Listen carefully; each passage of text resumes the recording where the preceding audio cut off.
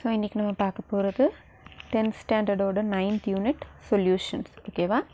சொல்யூஷன்ஸோட அந்த சாப்டரோட short answers. ஓகேவா? ஃபஸ்ட்டு வந்துட்டு டிஃபைன் சொல்யூஷன் அப்படின்னு சொல்லியிருக்காங்க. சொல்யூஷனோட டெஃபினேஷன் என்னென்னா, homogeneous mixture of 2 or more substances. அப்படின்னா 2 or more substance சேர்ந்தால் நம்மளுக்கு ஒரு சொல்யூஷன் ஃபார்ம் ஆகும். ஓகேவா? அதுதான் சொல்யூஷனோட definition. A homogeneous mixture of 2 or more substances is called a solution. ஓகேவா? நெக்ஸ்ட் கேட்டிருக்காங்க டிஃபைன் பைனரி சொல்யூஷன் அப்படின்னு. பைனரி சொல்யூஷன்னா பேசிக் சொல்யூஷன். இதில் பார்த்திங்கன்னா solution which are made of mixture of made by mixing one solute and one solvent. அப்படின்னா ஒரு solute ஒரு solvent வந்துட்டு mix ஆனால் நம்மளுக்கு ஒரு சொல்யூஷன் கிடைக்கிது இல்லையா, அதுதான் பைனரி சொல்யூஷன் அப்படின்னு சொல்லுவோம். ஓகேவா? இங்கே ஒரு சொல்யூட் ஒரு சால்வெண்ட். ஓகேவா? அதுதான் பைனரி. நெக்ஸ்ட் கேட்டிருக்காங்க give examples of each. First ஒன்று வந்துட்டு கேஸ் அண்ட் லிக்விட். எந்த லிக்விடில் கேஸ் ப்ரெசண்ட் ஆகிருக்கு? நம்ம சோடா. ஓகேவா? நம்ம சோடாவில் வந்துட்டு என்ன இருக்கும்? தண்ணியில் வந்துட்டு கார்பன் டை ஆக்சைடு கலந்துருப்பாங்க. ஓகேவா? தண்ணி வந்து லிக்விடு, கார்பன் டை ஆக்சைடு வந்து gas. So gas and liquid வந்துட்டு சோடா. ஓகேவா? நெக்ஸ்ட்டு வந்துட்டு சாலிட் அண்ட் லிக்விட். எந்த லிக்விடில் வந்துட்டு சாலிட் இருக்கும் ப்ரெசண்ட் ஆகிருக்கும் அப்படின்னு சொல்லியிருக்காங்க. அப்போ வந்துட்டு NaCl அண்ட் வாட்டர். NaCl வந்துட்டு நம்ம காமன் சால்ட். ஓகேவா? அது வந்து தண்ணியில் கரையும் போது நம்மளுக்கு சாலிட் அண்ட் லிக்விட் கிடைக்குது. ஓகேவா? Solid and solid. நம்ம வந்துட்டு சாலிட் வந்துட்டு இன்னொரு சாலிடோட கரையும். அதோட எக்ஸாம்பிள் என்ன அப்படின்னு கேட்டிருக்காங்க. அது வந்துட்டு அல்லாய்ஸ். அல்லாய்ஸ்னால் ரெண்டு மெட்டலை மிக்ஸ் பண்ணால் நம்மளுக்கு ஒரு காம்பவுண்ட் கிடைக்கிது இல்லையா, அது என்னவா மிக்ஸ் பண்ணலாம், அது எல்லாத்தையும் வந்துட்டு அல்லாய் அப்படின்னு சொல்லுவோம். எக்ஸாம்பிள் வந்துட்டு காப்பர் டிசால்வ்ட் இன் கோல்டு. ஓகேவா? நம்ம கோல்டு ஆர்னமெண்ட்ஸில் காப்பரும் டிசால்வ் ஆகிருக்கும் இல்லையா, அதுதான் வந்துட்டு அல்லாய் அப்படின்னு சொல்லுவோம். ஓகேவா? Gas in gas air and mixture of helium and oxygen.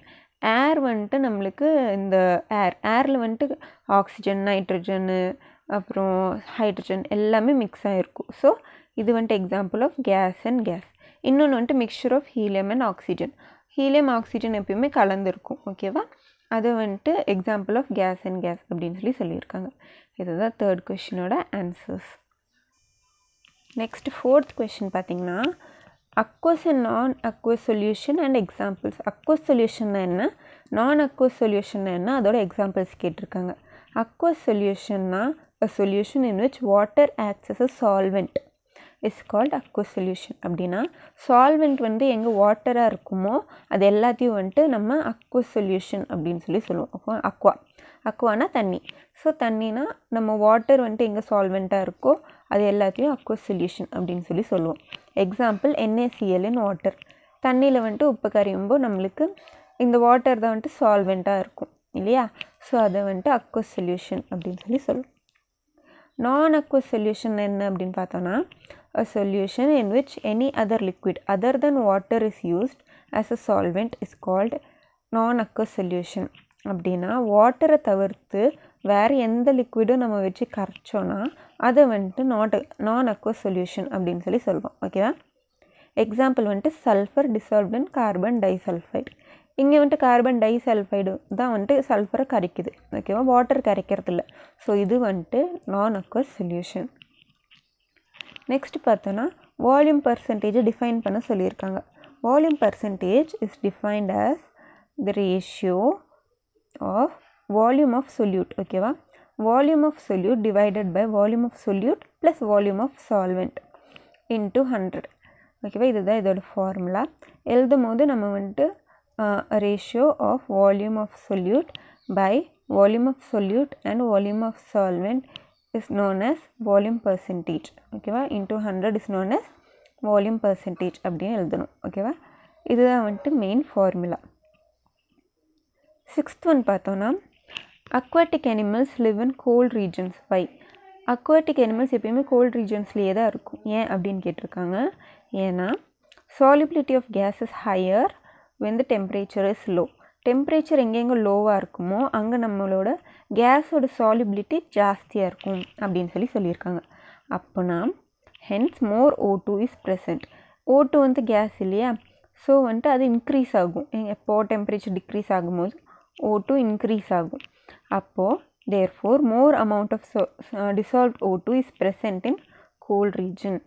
Gold ரீஜனில் நிறைய அமௌண்ட் ஆஃப் O2 ப்ரெசண்ட்டாக இருக்கிறதுனால நம்ம அக்வாட்டிக் அனிமல்ஸ் அங்கேயே தான் இருக்கும் அப்படின்னு சொல்லியிருக்காங்க. ஓகேவா? இதுதான் வந்துட்டு 6th ஒன்னோட answer. 7th one hydrated salt. Hydrated சால்ட்ஸ்னால் என்ன அப்படின்னு கேட்டிருக்காங்க.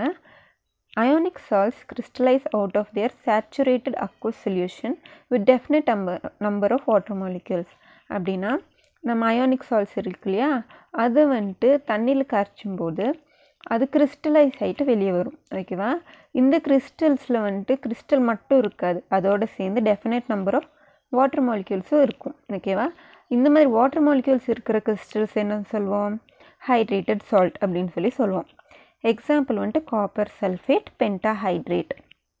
இதோட காப்பர் சல்ஃபேட் தான் சால்ட்டு, இதோட சேர்த்து நம்மளுக்கு வந்துட்டு வாட்டர் மாலிக்யூல்ஸ் ப்ரெசண்ட்டாக இருக்கிறதுனால இது ஹைட்ரேட்டட் சால்ட் அப்படின்னு சொல்லுவோம். ஓகேவா? Next 8th one, a hot saturated solution of copper sulfate forms crystal as it cools. Why? அப்படின்னா hot saturated solution of copper sulphate வந்துட்டு கூல் ஆக ஆக கிறிஸ்டல் ஃபார்ம் ஆகும். ஓகேவா? அது ஏன் அப்படின்னு கேட்டிருக்காங்க. ஏன்னா வந்து டெம்பரேச்சர் லோவர்ஸ், டெம்பரேச்சர் எப்போ கம்மியாகிட்டு இருக்குமோ அப்போ சால்யூபிலிட்டி அதோட கரையிற தன்மையும் கம்மியாகிட்டே வந்துட்டுருக்கும். ஓகேவா? ஸோ என்னாகும், கரையிறது கம்மியாகிடுச்சுன்னா அது என்னாகும், கிறிஸ்டலாக வந்துட்டு ஃபார்ம் ஆகும். அதான் இங்கே கொடுத்துருக்காங்க. Hence copper sulphate crystals R formed.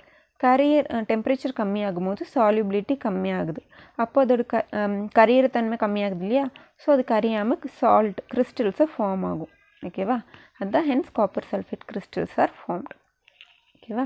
இது வந்துட்டு 8th ஒன். 9th ஒன் இப்போ வந்துட்டு டெலிக்வசன்ட் ஹைட்ரோஸ்கோபிக். இந்த ரெண்டு இதில் வந்துட்டு அவங்க கொடுத்துருக்க காம்பவுண்ட் எல்லாம் வந்துட்டு கிளாஸிஃபை பண்ண சொல்லியிருக்காங்க. ஓகேவா? எது எங்கே பிலாங் ஆகுது அப்படின்ட்டு.